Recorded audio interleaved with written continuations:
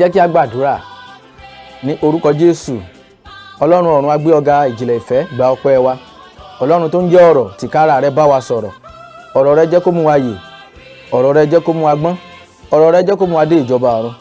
Kí gbogbo ògo jẹ́ tirẹ̀ ní orúkọ ńlá Jésù Kristi, Olúwa àti Olùgbàlà wa. Àmín. Mo kí yín káàbọ̀ sí abala ìrere náà ní orí ètò ẹ̀kú ọjọ́ ìsinmi. Ní ọ̀sẹ̀ tí ó kọjá ni a ní oore ọ̀fẹ́ láti kẹ́kọ̀ọ́ lórí ohun tí a pè ní ìtẹ́lọ́rùn nínú ìgbàgbọ́ apá kejì láti bí ọ̀sẹ̀ méjì sẹ́yìn láti bẹ̀rẹ̀ ẹ̀kọ́ náà. Àmọ́ lónìí a tún lọ sínú ẹ̀kọ́ mìíràn léléyìí tí a ó rí yọ nínú ìwé Ẹ́kísódù orí 5, èsì tí ọba Fáráò tí ó fún Mósè òun Áárónì nígbà tí wọ́n lọ síwájú rẹ̀. Òun náà ni ìbẹ̀lẹ̀ á ti mú àkórí ọ̀rọ̀ tòní wá tí a ó sì ṣiṣẹ́ lé lórí ní ìwé Ẹ́kísódù orí 5 ní ẹsẹ̀ kejì rẹ̀. Ní Fáráò, Bíbélì sọ wípé Fáráò sì wípé, ta ni Olúwa tí èmi ó fi gba ohùn rẹ̀ gbọ́ láti jẹ́ kí Ísírẹ́lì kí ó lọ? Èmi kò mọ Olúwa náà, bẹ́ẹ̀ ni èmi kì yóò jẹ́ kí Ísírẹ́lì kí ó lọ. Àkórí tòní sọ fún wa wípé ta ni Olúwa? Who is the Lord? Ta ni Olúwa? Ta ni Olúwa? Ta ni Ọlọ́run gan? Who is God? Ta ni Ọlọ́run yìí? Ta ni Olúwa? Náà ni àkòrí tí a ṣiṣẹ́ lé lórí. Bí Olúwa bá fẹ́ pé kí ó jẹ́ ọ̀sẹ̀ yìí nìkan ni a sọ̀rọ̀ lé lórí. Bí ó bá sì jẹ́ wípé Ọlọ́run fẹ́ jẹ́ kí a sọ̀rọ̀ lé lórí jù bẹ́ẹ̀ lọ, bóyá bí ọ̀sẹ̀ kan, ọ̀sẹ̀ méjì tàbí ọ̀sẹ̀ mẹ́ta, gbogbo rẹ̀ wà ní ọwọ́ Ọlọ́run ẹ̀mí àwọn wòlíì láti tọ́ wa sọ́nà. Nínú ìwé Ẹ́kísódù orí 5 yìí, ẹsẹ̀ 3 ni Fáráò ti fún Mósè òun Áárónì lésì pé ta ni Olúwa tí èmi ó fi gba ohùn rẹ̀ gbọ́? Ẹ wá já sọ̀rọ̀ nípa Olúwa. Ta ni Olúwa gan? Ta ni Ọlọ́run? Ọ̀pọ̀lọpọ̀ ni wọ́n ń gbégbé ayé tí ó wù wọ́n, ni wọ́n ń ṣe bí ó ṣe wù wọ́n. Wọ́n wà ní ipò ọlá ni tàbí wọn kò tilẹ̀ sí ní ipò ọlá, tó jẹ́ wípé ìgbàgbọ́ wọn ni wípé ayé kan wà náà ni, àwọn ènìyàn kan wà nínú rẹ̀ náà ni. Ọ̀pọ̀lọpọ̀ àwọn èèyàn ni wọ́n ti kàwé tí ó jẹ́ wípé pẹ̀lú gbogbo ẹ̀kọ́ tí wọ́n ní, tí àwọn náà wá conclude lé lórí ni wípé kò tiẹ̀ sí Ọlọ́run. Àmọ́ lónìí àkòrí eléyìí ń jáde sí wa wípé ta ni Olúwa gan? Ta ni Ọlọ́run yìí tí a ní à ń sọ̀rọ̀ nípa rẹ̀? Ta lẹni tí tí àwọn Kìrìsìtẹ́nì tí ẹ̀ mọ́ ń ké pè? Ta ni ẹni tí à ń fi ògo fún yín, tá à ń yìn yìí? Ta lẹni tí à ń wàásù rẹ̀ fún yín? Ta lẹni tí à ń bá yín sọ̀rọ̀ nípa rẹ̀? Gẹ́gẹ́ bí Fáráò náà ti béèrè pé ta ni Olúwa náà, torí Fáráò torí Mósè òun Áárónì wọ́n lọ síwájú Fáráò gẹ́gẹ́ bí ìtọ́ni, gẹ́gẹ́ bí Ọlọ́run ti wí fún Mósè pé òun gbé kalẹ̀ ọ láti lè jẹ́ kí àwọn ènìyàn kí wọ́n lè jáde kúrò ní ipò ẹrú. Wọ́n sì déwájú Fáráò ní ẹsẹ̀ 1. Ó ní lẹ́yìn èyí náà ni Mósè àti Áárónì wólẹ̀, wọ́n sì wí fún Fáráò pé báyìí ni Olúwa Ọlọ́run Ísírẹ́lì wí, jẹ́ kí àwọn ènìyàn mi kí ó lọ, kí wọn kí ó lè lọ ṣe àjọ fún mi ní ijù. Ẹsẹ̀ 2 rẹ̀ ni Fáráò ti wá fún wọn lésì pé ta ni Olúwa tí èmi ó fi gba ohùn rẹ̀ gbọ́ láti jẹ́ kí Ísírẹ́lì kí ó lọ? Èmi kò mọ Olúwa náà ni ohun tí yóò tẹ̀lé. Ó ní bẹ́ẹ̀ ni èmi kì yóò jẹ́ kí Ísírẹ́lì kó lọ. Òun ò tiẹ̀ tí ì mọ Ọlọ́run yẹn. Ní ìsinyìí mo fẹ́ ṣàlàyé díẹ̀. Ọlọ́run jẹ́ ohun tí a kò lè sọ tán, kò sẹ́ni tó lè ròyìn ẹ̀ tán.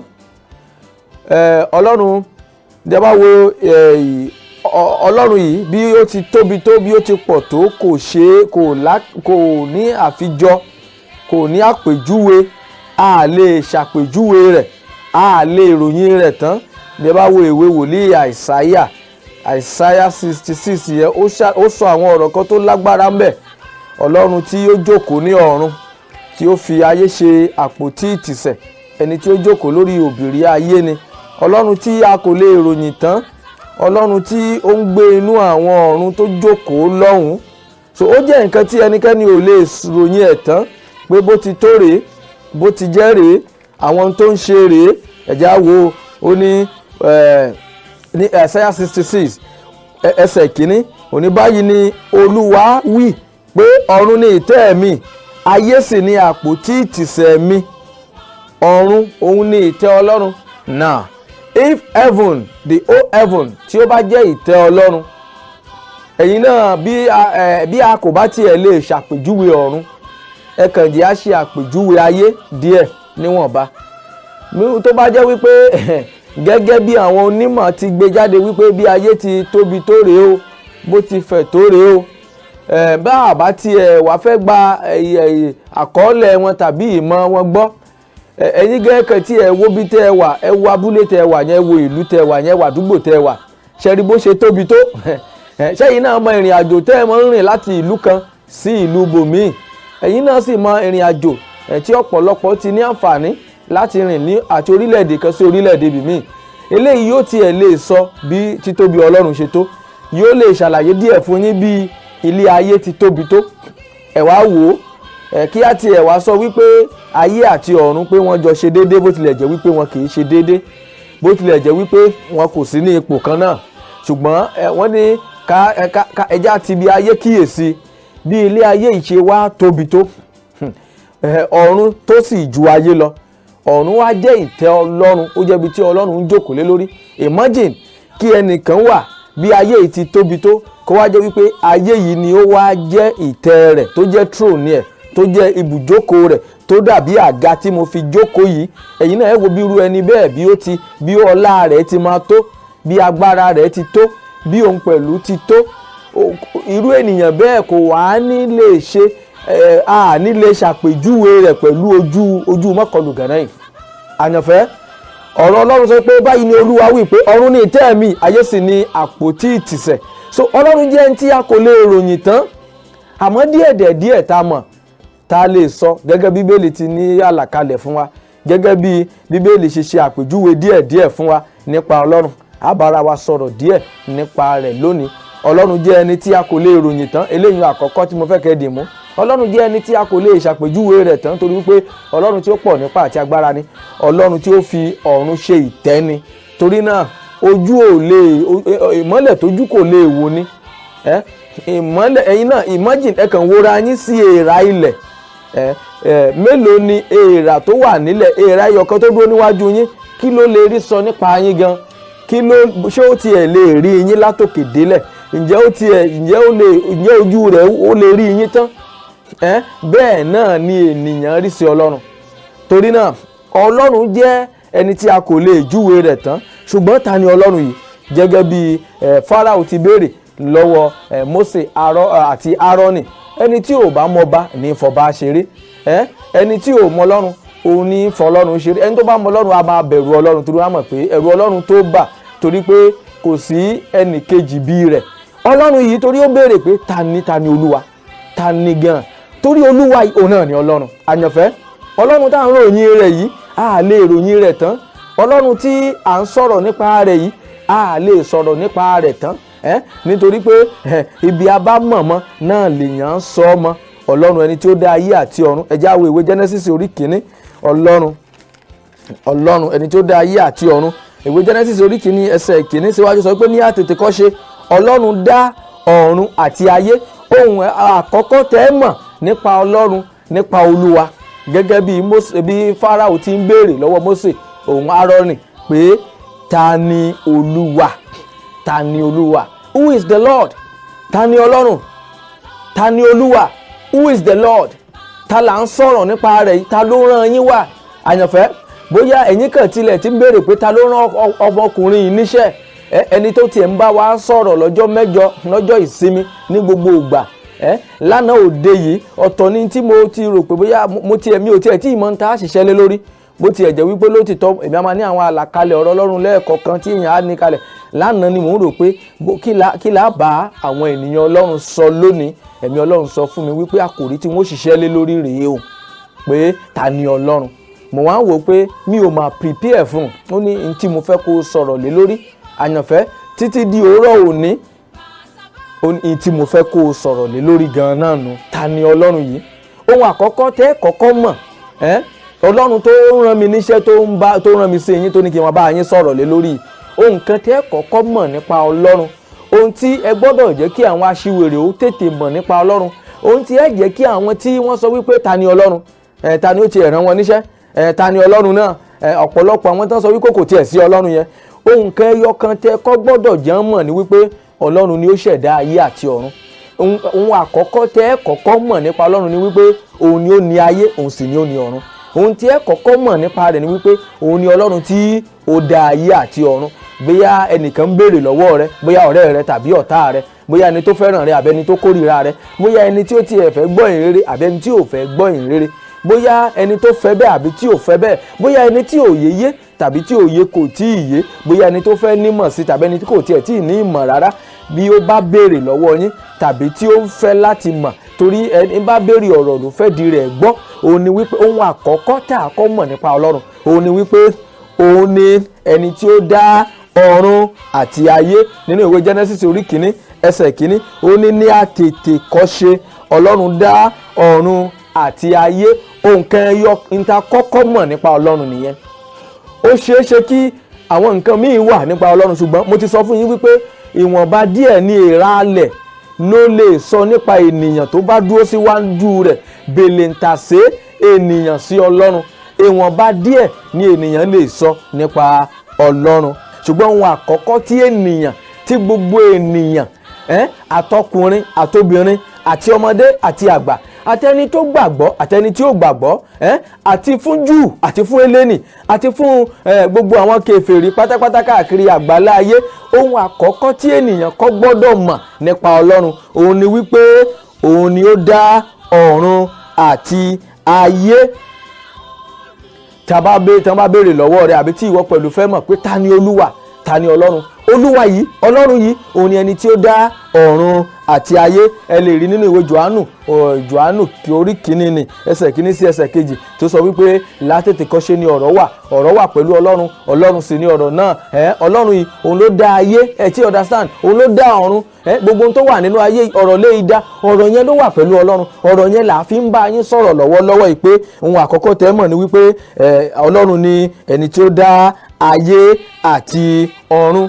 Ọlọ́run yìí òun ló ṣẹ̀dá ìmọ́lẹ̀, gbogbo ohun tí ènìyàn ń rí. Tẹ́ bá wo ẹsẹ̀ kejì, ó ní ayé sì wà ní jújù ó sì ṣófo, òkùnkùn sì wà lójú ibú, ẹ̀mí Ọlọ́run sì ń rá bàbà lójú omi. Nígbà tí a dé ẹsẹ̀ kẹta, ó ní Ọlọ́run sì wí pé kí ìmọ́lẹ̀ kí ó wà, ìmọ́lẹ̀ sì wà. Ohun ẹlẹ́ẹ̀kejì òun ni wípé Ọlọ́run ni ẹni tí ó dá ìmọ́lẹ̀.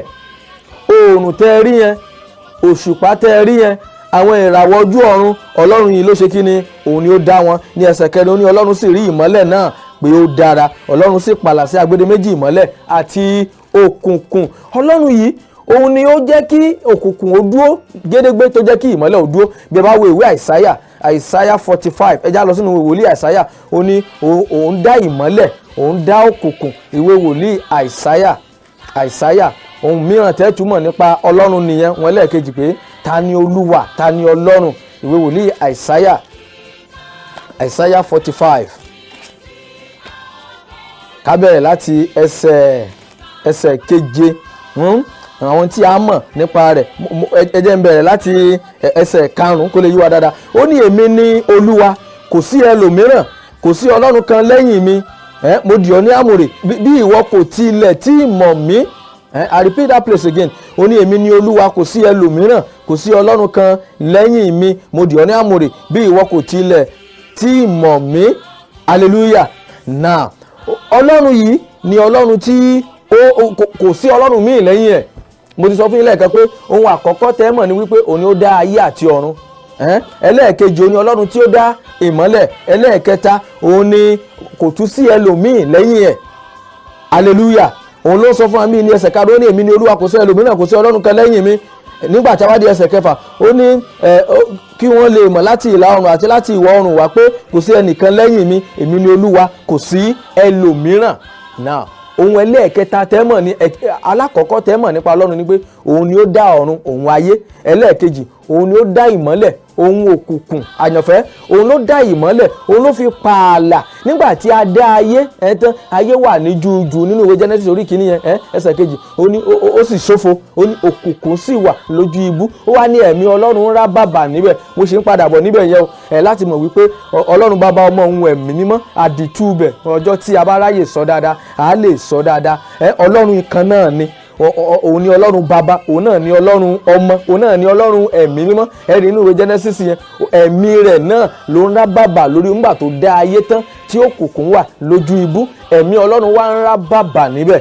Àyànfẹ́ òun ni Ọlọ́run ẹ̀mí mímọ́ yẹn, Ọlọ́run kan ṣoṣo náà ni, òun ni bàbá, òun lọ́mọ, òun lẹ̀mí mímọ́. Ọjọ́ ń bọ̀ tá a sọ̀rọ̀ àdìtú rẹ̀ dáadáa láàrin ohun àkọ́kọ́ ní tí mo sáà ń bá yín sọ̀rọ̀ lé lórí lónìí gẹ́gẹ́ bí a ti fi sí mi lọ́kàn láti fi bá yín sọ̀rọ̀ òun ni wípé ta ni Ọlọ́run, ta ni Olúwa. Ọlọ́run yìí a lè ròyìn ẹ̀ tán, mo ti ṣàlàyé fún yín, àmọ́ ní tí Ọlọ́run fẹ́ jẹ́ ká mọ̀ nípa òun ló ṣe gbé Bíbélì yìí ló ṣe gbé Bíbélì yìí ló ṣe gbélé wa lọ́wọ́. All scripture is given through the inspiration of the Holy Spirit.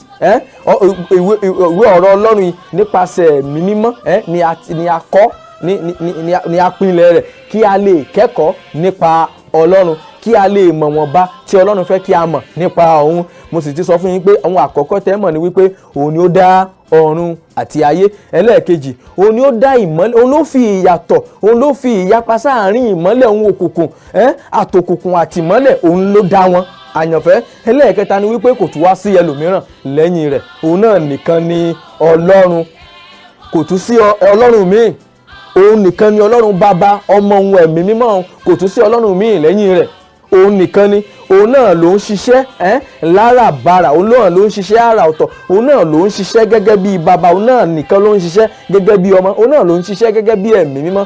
Òun náà ni àdìtú, ntí a kò lè tú ni, ntí a kò lè yíriwo ni. Mo wá di ẹsẹ̀ keje níbí, ó ní mo dá ìmọ́lẹ̀. Ìwé Àìsáyà náà mo ṣe wá àwọn ìwé wòlíì Àìsáyà orí 45 Àìsáyà 45:7. Ó ní mo dá ìmọ́lẹ̀, mo sì dá òkùnkùn, mo ṣe àlàáfíà, mo sì dá ibi. Èmi Olúwa ni ó ṣe gbogbo wọ̀nyí. Ohun tí wàá tún mọ̀ nípa Ọlọ́run nìyẹn.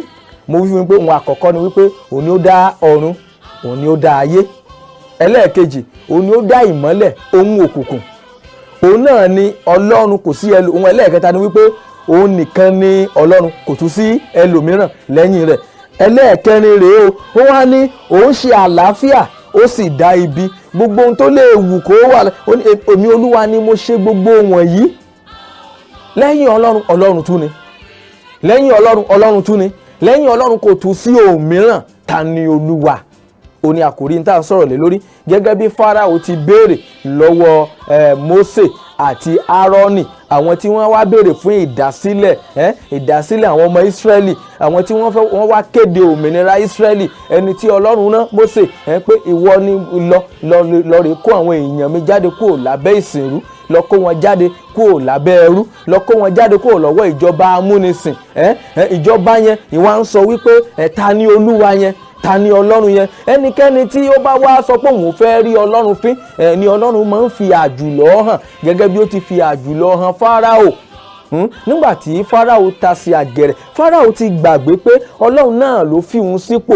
Ó ti gbàgbé pé Ọlọ́run náà ló fàyè gbà kí Ísírẹ́lì ó wá láti wá ṣe àtìpó nílẹ̀ Íjíbítì. 70 ọkùnrin ni wọ́n wọlé Íjíbítì wá àwọn Ísírẹ́lì, ṣùgbọ́n Ọlọ́run jẹ́ kí wọ́n gbilẹ̀, ó jẹ́ kí wọ́n dàgbà, ó jẹ́ kí wọ́n pọ̀, ó jẹ́ kí wọ́n bí sí, kí wọ́n rẹ̀ sí, ó jẹ́ kí wọ́n lọ rèé kẹ́kọ̀ọ́ ní ilẹ̀ Íjíbítì. Nígbà tí àkókò tó láti mú wọn jáde kúrò ní ipò náà ni Ọlọ́run gbé Mósè dìde fún wọn. Ṣé gbàgbé? Torí wípé ọ̀rọ̀ yẹn ti jáde nígbà ayé Ábúráhámù ló ta sí àgẹ̀rẹ̀, òun ló rú ẹbọ fún Ọlọ́run. Òun ló gbé ẹbọ fún Ọlọ́run. Lẹ́yìn ìgbà tó sì rúbọ fún Ọlọ́run tán ló bá ọjọ́ bọ̀ tá a tún kẹ́kọ̀ọ́ lé lórí dáadáa. Ẹ̀yin tí ẹ mọ̀ ń ṣoore tán tẹ́ ẹ̀ tún fàkàbà tilẹ̀, ẹ̀yin tẹ́ ẹ̀ ṣoore tán tẹ́ ẹ̀ tún lóṣòtì, ẹ̀yin tẹ́ ẹ̀ ṣoore tán tẹ́ ẹ̀ máa retí pé mo ti ẹ̀fẹ́ mọ ibi tọ́rọ̀ òun ó yọrí sí. Ọ̀pọ̀lọpọ̀ ni ó sàn 10 tán tí ó tún máa wo pé níbo ni kí wọ́n fẹ́ fi 10 owó òun ṣe. Àwọn ènìyàn bíi Ábúráhámù ìgbàanì.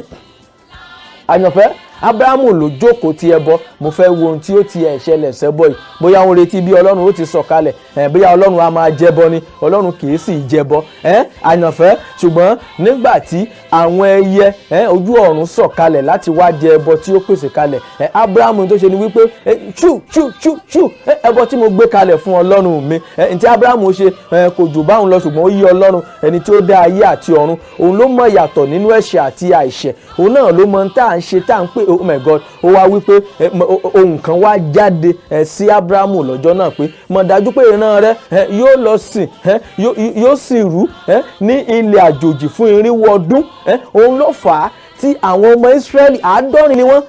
Jósẹ́fù ló ṣe alátọ̀nà fún wọn. Òun ni atọ́kùn wọn délẹ̀ Íjíbítì. Òun náà tà lóko ẹrú síbẹ̀. Nígbà tó sì yá, àwọn tó kù, àwọn bùrọ̀dá rẹ̀, àwọn ẹ̀gbọ́n rẹ̀ tán ní àwọn ò lè ṣe ṣùgbọ́n àwọn tán sọ wípé rárá o, kàkà kíkì ni ó ṣakápò ẹkùn, òun kálukú yóò ya aṣọ dẹ tiẹ̀ lọ́tọ̀ọ̀tọ̀. Irọ́ ni wọ́n ń pa ọ́, torí wípé níta bá ti kọ àti kọ́ náà ni. Ẹ rí wípé nígbà tí Pílátù kọ sí ìgbèrí Jésù ń bá kàn mọ́gi àgbélébùú tán pé èyí ni ọba àwọn Júù, tí wọ́n wá rè bá Pílátù pé rárá, yí padà, sọ wípé ó pera rẹ̀ lọ́ba àwọn Júù ni. Pílátù wí pé rárá, ohun tá a ti kọ́ ná, àyànmọ́ tá a yàn fẹ́ nìkọ̀ọ̀kan látọ̀run wá àti kọ́ fún ná. ẹni tọ́lọ́run ló yóò jọba náà ni. ẹni tọ́lọ́run sọ pé yóò ga náà ni. bó tilẹ̀ jẹ́ wípé wọ́n di pàǹpá, wọ́n ní àlá rẹ̀ ò lè ṣẹ, wọ́n ní ká máa wò bí alála ni, bí àlá rẹ̀ yóò ti wá ṣẹ, bí ó ti wá jọba lé wa lórí. Wọ́n ti gbàgbé wípé Ọlọ́run ní máa ń gbé ènìyàn sípò. Nínú ìwé Sáàmù yẹn ó ní Ọlọ́run ní máa ń gbé ẹnìkan ga, a sì máa rẹ ẹlòmíràn sísàlẹ̀.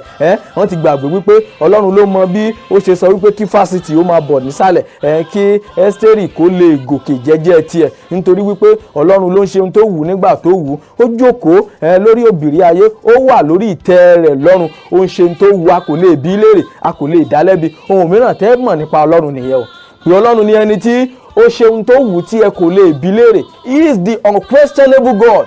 Ọlọ́run tí a kò lè dá lẹ́bi ni. Ọlọ́run tí a kò lè yẹṣẹ́ ọwọ́ rẹ̀ wò pé báwo ló ṣe ṣe ó ṣe dáa àbí ò ṣe dáa. Torí náà Jósẹ́fù ló wá ṣe alátọ̀nà fún wọn. Òun ni atọ́kùn wọn délẹ̀ Íjíbítì. Àwọn 70 ọkùnrin méje, gbogbo àwọn ẹ̀gbọ́n rẹ̀ wọ́n padà wá tẹríba fún. Ìgbà tí wọ́n gbilẹ̀ tán, tọ́lọ́run sọ wípé kí wọ́n jáde kúrò níbẹ̀, tó gbé Mósè dìde fún wọn. Tó gbé Mósè dìde. Ọjọ́ ń bọ̀ tá a tún sọ̀rọ̀ kí nìdí tí 400 years fi di 430 years. A sọ̀rọ̀ nípa rẹ̀ dáadáa. Irinwó ọdún lọ́lọ́run ṣèlérí pé wọ́n jáde kúrò nípò ẹrú, àmọ́ 430 years náà tó jáde, ogun àfọwọ́fà ni. Ọjọ́ ń bọ̀ tá a sọ̀rọ̀ nípa rẹ̀ dáadáa. Àmọ́ mò ń ṣàlàyé tí à ń pè ní Ọlọ́run fún wa lónìí. Ta ni Ọlọ́run gan? Ta ni Olúwa? Mo ní òun ní ẹni tí ó dá ọ̀run àti ayé. Inú ayé tó ń gbé yẹn sà tó ní kò sọ Ọlọ́run yẹn, Ọlọ́run ló dá. Ayé tí ìwọ ti ń ṣe bó ṣe wù ọ́, tó ń wá agbára ayé kiri yẹn, tí wọ́n fi agbára kágbára lọ̀ ọ́, tí wọ́n fi agbára òkùnkùn lọ̀ ọ́ yẹn, gbogbo ohun tó ń wá kiri tó sọnù yẹn, àní kí n sọ fún ẹ pé Ọlọ́run ló dá ayé ọ̀hún.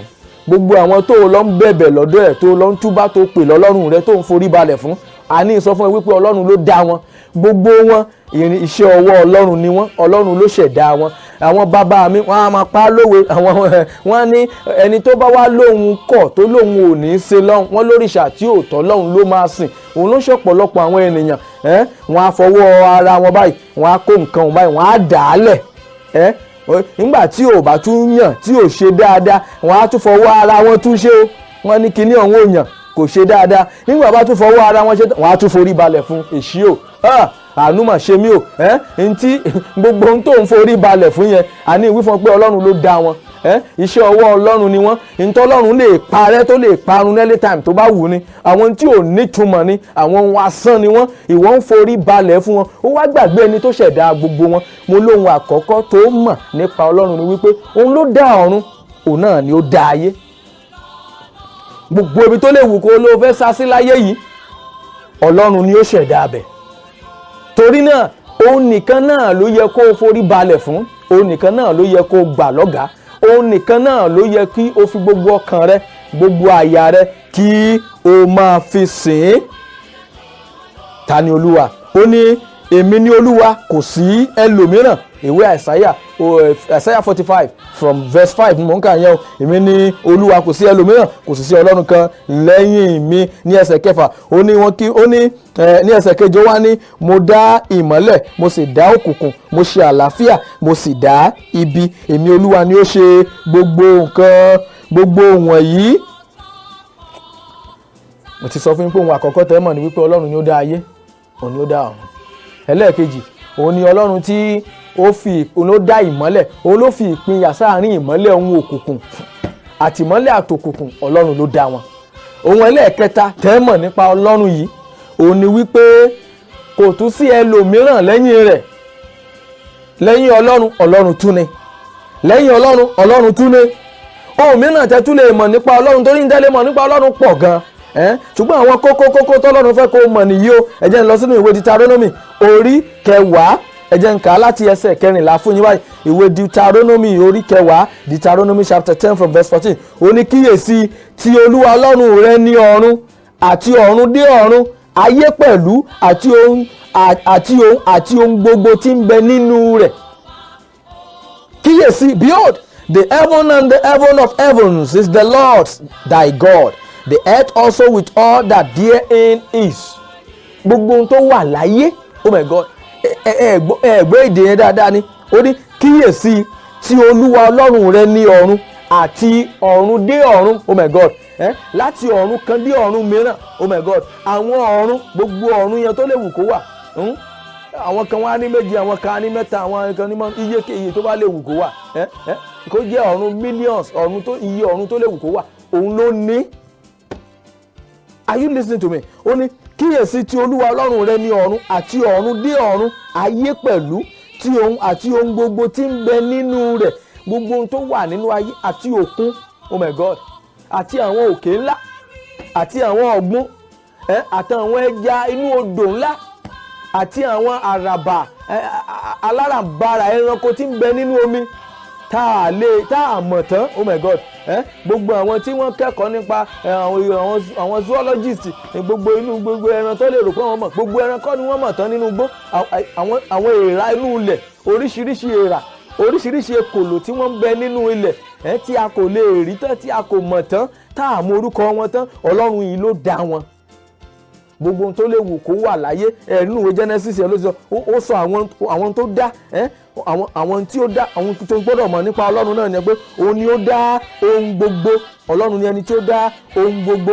Ní ẹsẹ̀ 5 ìwé Genesis orí kìíní ẹsẹ̀ 5, ó ní Ọlọ́run sì pè ìmọ́lẹ̀ ní ọ̀sán àti òkùnkùn ní òru àti àṣálẹ́ àti òwúrọ̀, ó di ọjọ́ kìíní. Ní ẹsẹ̀ 6, ó ní Ọlọ́run sì wí pé kí òfurufú kí ó wà ní agbede méjì, omi kí ó sì ya omi kúrò lára omi. Ọlọ́run ni ó ṣe òfurufú. Ní ẹsẹ̀ 7, ó ní Ọlọ́run sì ṣe òfurufú, ó sì ya omi tí ó wà ní ìsàlẹ̀ òfurufú kúrò lára omi tí ó wà lókè òfurufú, ó sì rí bẹ́ẹ̀. Nígbà tí a dé ẹsẹ̀ 8, Ọlọ́run sì pè òfurufú ní ọ̀run àti àṣálẹ́ àti òwúrọ̀, ó di ọjọ́ kejì. Nígbà tí a dé ẹsẹ̀ 9, Ọlọ́run sì wí pé kí omi abẹ́ ọ̀run kí ó wọ́jọpọ̀ sí ibi kan, kí ìyàngbẹ ilẹ̀ kí ó sì yàn, ó sì rí bẹ́ẹ̀. Nígbà tí a dé ẹsẹ̀ 10, Ọlọ́run sì pè ìyàngbẹ ilẹ̀ ní ilẹ̀, ó sì pè ìwọ́jọpọ̀ omi ní òkun, Ọlọ́run sì rí pé ó dára. Nígbà tí a wá dé ẹsẹ̀ 11, Ọlọ́run sì wí pé kí ilẹ̀ kí ó wu oko ewéko tí yóò máa so èso àti igi eléso tí yóò máa so èso ní irú tirẹ̀ tí ó ní irúgbìn nínú lórí ilẹ̀, ó sì rí bẹ́ẹ̀. Ọlọ́run ló ṣẹ̀dá wọn. Oríṣiríṣi ewébẹ̀ tẹ́ ò lè dárúkọ rẹ̀ tán, eléyìí tí wọ́n mú lọ́kùnkúndùn tó ń forí balẹ̀ fún yẹn. Ọlọ́run ló ṣe kí ni? Òun ló dá wọn. Ó ní nígbà tí a wá dé ẹsẹ̀ 12, ó ní ilẹ̀ sì sú koríko jáde, ewéko tí ń so èso ní irú tirẹ̀ àti igi tí ń so èso tí ó ní irúgbìn nínú ní irú tirẹ̀. Ọlọ́run sì rí pé ó dára. Bẹ́ẹ̀ Ọlọ́run nígbà tí a dẹ́sẹ̀ kẹ́, Ọlọ́run sì wí pé kí àwọn ìmọ́lẹ̀ kí ó wà ní òfurufú ọ̀run láti pààlà ọ̀sán àti òru, kí wọn kó sì máa wà fún àmì àti fún àkókò àti fún ọjọ́ àti fún ọdún. Ní ẹsẹ̀ 15, ó ní kí wọn kí ó sì jẹ́ ìmọ́lẹ̀ ní òfurufú ọ̀run láti mọ́lẹ̀ sórí ilẹ̀, ó sì rí bẹ́ẹ̀. Nígbà tí a dé ẹsẹ̀ 16, ó ní Ọlọ́run sì dá ìmọ́lẹ̀ ńlá méjì, ìmọ́lẹ̀ tí ó tóbi láti ṣe àkóso ọ̀sán àti ìmọ́lẹ̀ tí ó kéré láti ṣe àkóso òru. Ó sì dá àwọn ìràwọ̀ pẹ̀lú, Ọlọ́run sì sọ wọ́n lọ́jọ́ ní òfurufú ọ̀run àti láti máa tan ìmọ́lẹ̀ sórí ilẹ̀. Ẹsẹ̀ 22 àti láti ṣe àkóso ọ̀sán àti àkóso òru, láti pààlà ìmọ́lẹ̀ àti òkùnkùn. Ọlọ́run sì rí wípé ó dára.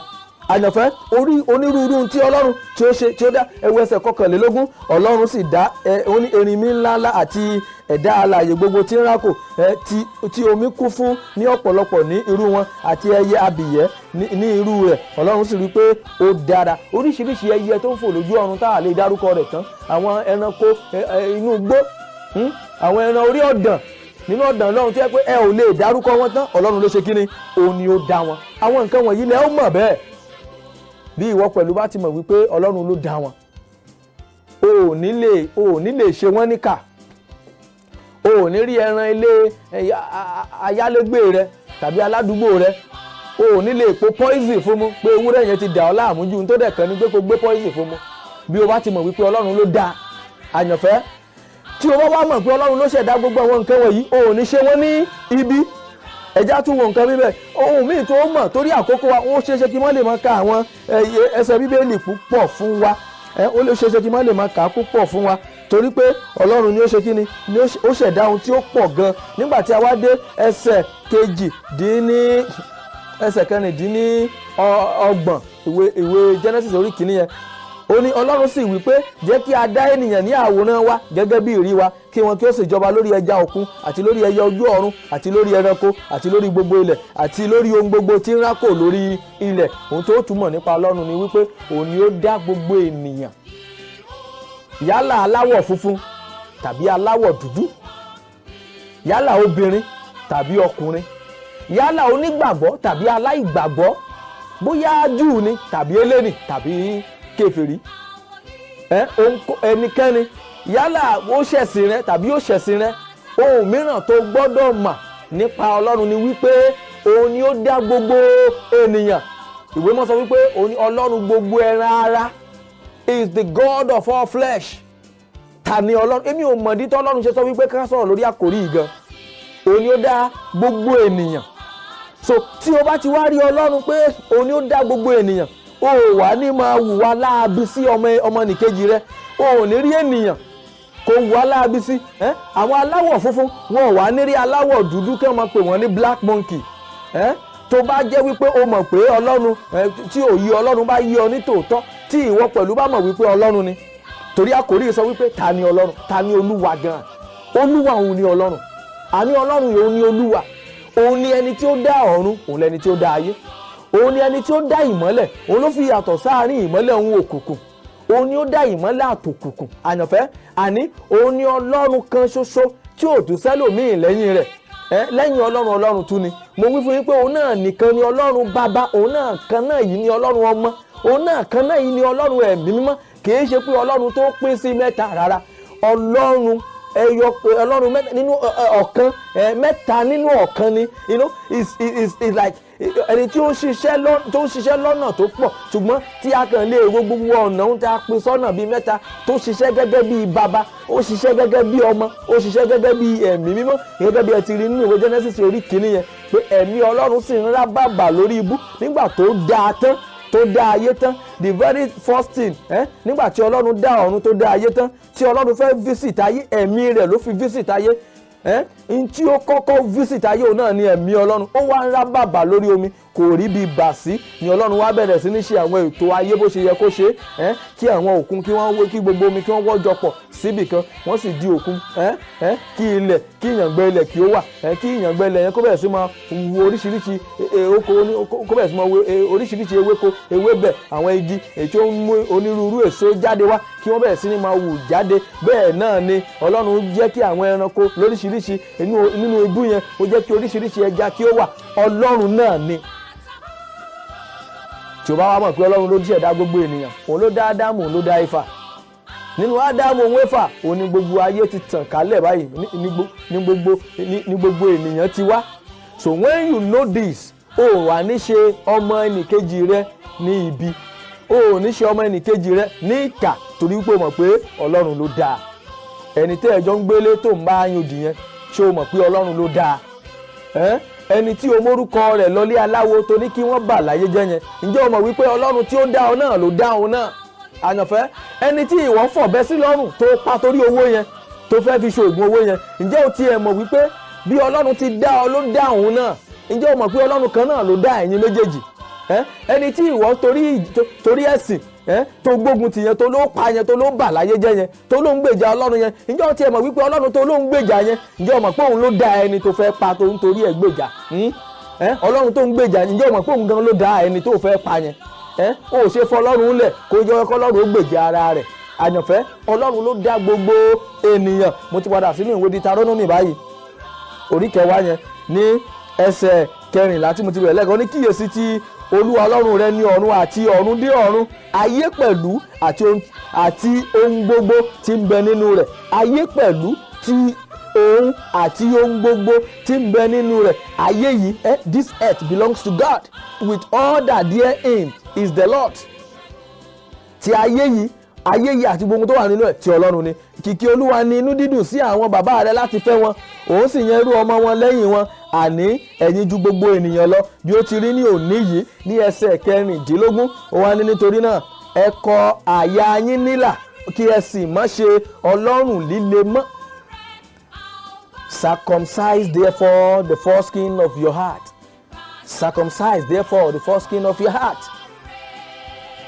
And be no more stiff-necked. ẹ má ṣe ọlọ́rùn líle mọ́. ẹ kọ àyà yín, ẹ kọ ọ́ nílà. ẹ ní ìkọlà àyà. ẹ jẹ́ kí ó yé yín wípé Ọlọ́run ni ó dá ọkùnrin, Ọlọ́run ni ó dá obìnrin, Ọlọ́run ni ó dá ọmọdé, Ọlọ́run ni ó dá àgbàlagbà. ẹni tó ṣẹ̀sìn yín Ọlọ́run ló dá, ẹni tí ò ṣẹ̀sìn yín Ọlọ́run ló dá, ẹni tí ó gba Ọlọ́run gbọ́ Ọlọ́run ni ó dá, ẹni tí ò gba Ọlọ́run gbọ́ Ọlọ́run ni ó dá. àti abọ̀rìṣà àti ẹni tó mọ Ọlọ́run àti ẹni tí ò mọ̀ Ọlọ́run ló ṣe kí ni? Ọlọ́run ló dá wọn. now Ọlọ́run yìí ó wá àtẹni búburú àtẹni rere ní rọ̀jò fún, àtẹni búburú àtẹni rere ní fún ní oòrùn. kò fi oòrùn tàn wọ́n kan síbì kan pé ẹni dáadáa lélẹ̀ òun nìkan ni wọ́n fún ní oòrùn, ṣùgbọ́n gbogbo ayé ni Ọlọ́run ṣe kí ni ó fún ní oòrùn. torí náà wá fi ìdájọ́ sí ọwọ́ Ọlọ́run láti ṣe ìdájọ́ oníkúlùkù gẹ́gẹ́ bí iṣẹ́ ọwọ́ rẹ̀ bí ó ti rí. ẹ kọ àyà, ẹ má ya Ọlọ́run líle mọ́. bí a bá ti wá ń fi Ọlọ́run yìí hàn yín, ẹ má sọ wípé tinú mi lèmi ó ṣe. tàbárí ẹnikẹ́ni tó sọ wípé kò sí Ọlọ́run, ẹ jẹ́ kó tètè yí padà báyìí. ó ní aṣiwèrè ni ó sọ wípé Ọlọ́run kò sí. mo ti sọ fún wa níbẹ̀rẹ̀ ẹ̀kọ́ yìí wípé ó ṣeé ṣe kí a má lè parí ẹ̀ lọ́sẹ̀ yìí torí àkókò tí ń kó wa ní papá mọ́ra báyìí. ẹ jẹ́ n ká bí ẹsẹ̀ ọ̀rọ̀ bíi méjì sí kí á dẹnu dúró lónìí. ńgbà tó bá wá di ọ̀sẹ̀ tó ń bọ̀ á tẹ̀síwájú bẹ̀ lórí àkòrí tí a pè ní ta ni Ọlọ́run. ní ẹsẹ̀ 17 ó ní nítorí Olúwa Ọlọ́run yín Ọlọ́run àwọn ọlọ́run ni, àti Olúwa àwọn olúwa, Ọlọ́run títóbi, alágbára àti ẹlẹ́rù, tí kìí ṣe ojúṣàájú, bẹ́ẹ̀ ni kìí gba àbẹ̀tẹ́lẹ̀. Let us just read this verse 17. bí àbá wa treat ẹ̀ tán tó bá di ọ̀sẹ̀ tó ń bọ̀ á wà treat eléyìí tó kù dáadáa. ó ní nítorí Olúwa Ọlọ́run yín Ọlọ́run àwọn ọlọ́run ni, àti Olúwa àwọn olúwa ni. That's another thing you have to know about God. ohun mìíràn tó tún mọ̀ nípa rẹ̀ nìyẹn, gẹ́gẹ́ bí àkórí ti sọ pé ta ni Olúwa, ta ni Ọlọ́run. èmi sì sọ fún yín pé Olúwa òun ni Ọlọ́run, Ọlọ́run yìí òun ni Olúwa. ohun àkọ́kọ́ ẹ má gbàgbé ẹ má dé o, òun ni wípé òun ló dá ọ̀run àti ayé. ẹlẹ́ẹ̀kejì òun ni Ọlọ́run tí ó dá ìmọ́lẹ̀, tí ó fi ìpínyà sáàrin ìmọ́lẹ̀ òun òkùnkùn. òun ló dá òun ni ìmọ́lẹ̀ ńlá tí ojú kò lè wò, òun ló dá ìmọ́lẹ̀ àti òkùnkùn. ohun ẹlẹ́ẹ̀kẹta ni wípé òun náà nìkan ni Ọlọ́run, kò tún sí ẹlòmíràn, lẹ́yìn rẹ̀ kò tún sí ẹlòmíràn. ohun tẹ́lẹ̀ túmọ̀ nípa rẹ̀ pé òun náà nìkan yẹn náà ni Ọlọ́run Bàbá, Ọmọ, ohun ẹ̀mí mímọ́. òun nìkan, òun ni Bàbá, òun náà tún ni Ọmọ, òun sì tún ni ẹ̀mí mímọ́. kì í ṣe pé 3 entity, kì í ṣe mẹ́ta tí wọ́n rárá. Ọlọ́run kan náà ni Bàbá, Ọmọ, ohun ẹ̀mí mímọ́. mo sọ pé ohun ẹlẹ́ẹ̀kẹrin tẹ́mọ̀ ni wípé òun ni ó ṣẹ̀dá ohun gbogbo. gbogbo ohun tó wà nínú ayé Ọlọ́run ló dá. tó bá di ọ̀sẹ̀ tó bá sọ̀rọ̀ nípa rẹ̀ dáadáa, Ọlọ́run ló ní owó, Ọlọ́run ló ṣẹ̀dá gbogbo owó. ṣe rí gbogbo ẹ̀yin tẹ́ ẹ lọ rè ṣoògùn owó, gbogbo ẹ̀yin tẹ́ ẹ lọ rè ṣẹ́ṣó, gbogbo ẹ̀yin tẹ́ ẹ lọ rè tẹ́ ẹ fi àìka agbára wówó kiri yẹn, èṣù ń yí àwọn owó yẹn fún yín ni, kì í ṣe tiẹ̀. èṣù kọ́ ló lówó, èṣù ò lówó kankan lọ́dọ̀. èṣù ò jókòó ń bì kan dá nǹkan kan. bíbélì tèmi ń ka, èmi ò tí ì rí bì kan tán ti sọ wípé èṣù sì dá nǹkan kan báyìí, rárá o. èṣù ò dá nǹkan, àti gbogbo ohun tó wà láyé Ọlọ́run ló dá. èṣù kàn yan ibi láàyò ní tiẹ̀. He decided to just walk in evil ways. He decided to walk in darkness. So àwọn ènìyàn bíi tiẹ̀ náà, àwọn ènìyàn náà pinnu láti máa rìn nínú òkùnkùn pẹ̀lú ẹ̀. Èṣù ò lágbára láti dá nǹkan kan. Àyànfẹ́, ìkà ènìyàn kò sí òòṣà kankan tó lágbára láti ṣe anything láti dá nǹkan kan. No! Ọlọ́run ni ó ṣẹ̀dá ohun gbogbo. God is the creator of all things. Mo sọ fún yín pé òmíràn tẹ́ túmọ̀ bí ẹlẹ́ẹ̀kan pé òun ni Ọlọ́run gbogbo ẹran ara, òun ni ó dá gbogbo ènìyàn. Àti ọmọ àlú ẹ àtẹni tí èso ọmọ àlú ẹ òun ló ṣẹ̀dá gbogbo ẹ̀. Ó di ọjọ́ tí òyìnbó aláwọ̀ funfun bọ́ bá ní lóòótọ́ ni wọ́n mọ̀ tẹ́ bá rí òyìnbó aláwọ̀ funfun tí wọ́n sọ wípé àwọn kan black tó sì ń jẹ́ wípé racist lòun tí ó jẹ́ wípé ṣe ló sì ń tàbùkù àwọn èèyàn dúdú pé no èèyàn dúdú lélẹ́yìí ó yàtọ̀ sí tò irú ẹni bẹ́ẹ̀ kò tí ì mọ Ọlọ́run. Bí aláwọ̀ funfun bá mọ Ọlọ́run ní tòótọ́ á mọ̀ wípé àwọ̀ funfun àti àwọ̀ dúdú pé Ọlọ́run kan náà ló dá wọn. Aláwọ̀ dúdú náà wà ní sọ pé àwọn aláwọ̀ funfun ni wọ́n. Ó mọ̀ pé àtọmọ àlú ẹ àtẹni tí èso ọmọ àlú ẹ Ọlọ́run ló dá wọn. Ẹni tó ṣẹ̀sìn rẹ àtẹni tí ò ṣẹ̀sìn rẹ Ọlọ́run ló dá wọn. Tó bá ti wá mọ̀ wípé Ọlọ́run gbogbo ẹran ara ó wà ní máa jà fún Ọlọ́run. Ó ò ní sọ wípé ẹnìkan ò ṣẹ̀sìn rẹ pípa ló pa á rárá. Ọlọ́run ló dá gbogbo ènìyàn, ẹni tó bá sì wù ní kó tẹ̀lé. Ẹni wípé ti ẹni pé láti kọ́ wọn lẹ́kọ̀ọ́, láti dá wọn lẹ́kọ̀ọ́, láti wàásù fún wọn bí wọ́n bá fẹ́ láti gbà. Bíbélì nínú ìwé Róòmù orí 1 ẹsẹ̀ 22 ó nítorí tí wọ́n kọ̀ láti ní ìmọ̀ Ọlọ́run nínú ìró wọn, ó ní nípa bẹ́ẹ̀ Ọlọ́run fi wọ́n sílẹ̀ fún iyè ríra láti ṣe ohun tí kò tọ́. There are some people like that. Ṣé gbàgbé torí ọ̀rọ̀ Ọlọ́run pé ọ̀pọ̀ lápè ṣùgbọ́n díẹ̀ la rí yàn. Gbogbo ènìyàn kò lè jẹ́ kìrìsìtẹ́nì, gbogbo ènìyàn ò lè jẹ́ lẹ́sìn kan, gbogbo ènìyàn ò lè dọ́run. Àyànfẹ́, òtítọ́ kan tó korò tí mo fẹ́ kẹ́ ẹ mọ̀ nìyẹn o. Kì í ṣe gbogbo ẹni tó wá sáyé ni ó dọ́ ìjọba ọ̀run. Àwọn kan wà tí wọ́n lọ́run àpáàdì, àwọn kan wà tí ó lọ ìjọba ọ̀run. Níbo ló yọrí tiẹ̀ sí? Ta ni Ọlọ́run? Òní àkòrí ń ta ṣiṣẹ́ lé lórí lónìí. Ta ni Olúwa yìí? Olúwa òun náà ni Ọlọ́run. Ọlọ́run òun sì ni Olúwa. Bí ó bá di ọ̀sẹ̀ tó ń bọ̀ á tẹ̀síwájú ní ẹsẹ̀ 17 nínú ìwé Deuteronomy orí 10 Deuteronomy 10:17. Òun ni Olúwa yìí, òun ni Olúwa Ọlọ́run yín, Ọlọ́run àwọn ọlọ́run ni, òun ni Olúwa àwọn olúwa. À sọ̀rọ̀ nípa títóbi rẹ̀ lọ́sẹ̀ tó ń bọ̀, à sọ̀rọ̀ nípa jíjẹ́ alágbára rẹ̀, à sọ̀rọ̀ nípa ẹ̀rù rẹ̀ àti bí kì í ṣe ṣojú ṣáájú ènìyàn. Gbogbo wọ̀nyí la yànnàná ní ọ̀sẹ̀ tó ń bọ̀. Bí ìwọ náà bá ṣetán láti di ọmọ Ọlọ́run yìí, bí ìwọ náà bá ṣetán láti gbà fún, bí ìwọ náà bá ṣetán láti máa tẹ̀lé, láti máa sìn tọkàntọkàn, bí ìwọ náà bá ṣetán láti lè mọ̀ síwájú sí, Paul apostole sọ wípé kí èmi kí ó lè mọ̀ àti agbára àjíǹde rẹ, gbé ọwọ́ rẹ sókè àyà rẹ nísìnyí. Bí ìwọ náà bá ṣetán láti kọ òrìṣà burúkú nì sílẹ̀, bí ìwọ náà bá ṣetán láti kọ gbogbo iṣẹ́ ọwọ́ rẹ tí ó jẹ́ wípé ìwọ ló ṣe tó tún forí balẹ̀ fún yẹn, bí o bá ṣetán láti kọ̀ sílẹ̀, bí ìwọ náà bá ṣetán láti di ojúlówó ọmọ Ọlọ́run, bí ìwọ náà bá ṣetán láti di ẹni tí ó ní ìkọlà àyà tí Ọlọ́run pẹ̀lú yóò máa bá gbé, tí Ọlọ́run yóò sọ wípé ènìyàn mi nìyí, tí Ọlọ́run yóò máa jẹ́ Ọlọ́run rẹ̀. Sọ wípé Jésù Olúwa, mo ti tún gbọ́rọ̀ rẹ lọ́sẹ̀ ìgbà ọkàn mi là, sọ ọkàn mi di mímọ́, fún mi ní ẹ̀mí mímọ́ rẹ, jẹ́ kí èmi kí ó lè mọ̀ ọ́ àti agbára àjíǹde rẹ, jẹ́ kí òye ọ̀rọ̀ rẹ jẹ́ kó yé mi síwájú sí. Kọ orúkọ mi sínú ìwé ìyè, ràn mí lọ́wọ́ láti dé ìjọba ọ̀run, ní orúkọ ńlá Jésù Kristi Olúwa àti Olùgbàlà wa. Àmín. Yorùbá aládùn ẹ̀yẹn gbà mú kí ẹ kú oríire, torí pé ìwé mọ́ sọ wípé ọkàn ni a fi ń gbàgbọ́ o, ẹnu ni a sì fi ń jẹ́wọ́ sí òdodo, ẹnu ni a fi ń jẹ́wọ́ sí iyì, sí ìgbàlà, ẹnu ni a fi ń sọ wípé Jésù lolúwa àti Olùgbàlà, bí a ti kọ́ nínú ìwé mímọ́ wípé gbogbo ẹni tó bá porúkọ Olúwa òun náà ni a ó gbàlà. Àlàáfíà ní fún ọkàn rẹ àyànfẹ́, àlàáfíà Jésù Kristi kí o máa bá ọ gbé. Bí ìwọ bá ní ìbéèrè kan tàbí òmíràn láti béèrè lọ́wọ́ wa tàbí láti bá wa sọ, nọ́mbà mi tó ń lọ lójú móhùnmáwòrán yín, òun náà ni kí ẹ pè lẹ́yìn ètò. Àyè wà fún yín láti béèrè ìbéèrè tí ẹ bá fẹ́ láti béèrè nípa ẹ̀kọ́ tòní. Ọlọ́run yóò máa ran gbogbo wa lọ́wọ́ lórúkọ Jésù Kristi. A dúpẹ́ lọ́wọ́ gbogbo àwọn tí a jọ mú ètò yìí wá, abẹ́ pàápàá jùlọ la sì dúpẹ́ lọ́wọ́ iléeṣẹ́ yìí fún orí ọ̀fẹ́ rẹ̀ lórí ètò yìí. A dúpẹ́ fún àlàáfíà Ọlọ́run tí ó ń jọba lórílẹ̀‐èdè Nàìjíríà. Títí di ọ̀sẹ̀ tó ń bọ̀ tí a ó tún lórí ọ̀fẹ́ láti tún máa pàdé lórí ètò yìí, ètò wa Ikú Ọjọ́ Ìsinmi. Bí Jésù kò bá tí ì dé, orúkọ mi ò yí padà, bẹ́ẹ̀ ni Olúwakínyẹ̀yẹ lórúkọ tèmi jẹ́. Títí dọjọ́ mẹ́jọ náà, ikú kò ní pín wa níyà. Àlàáfíà Ọlọ́run kó máa jọba nínú ayé wa. Ó dàbọ̀.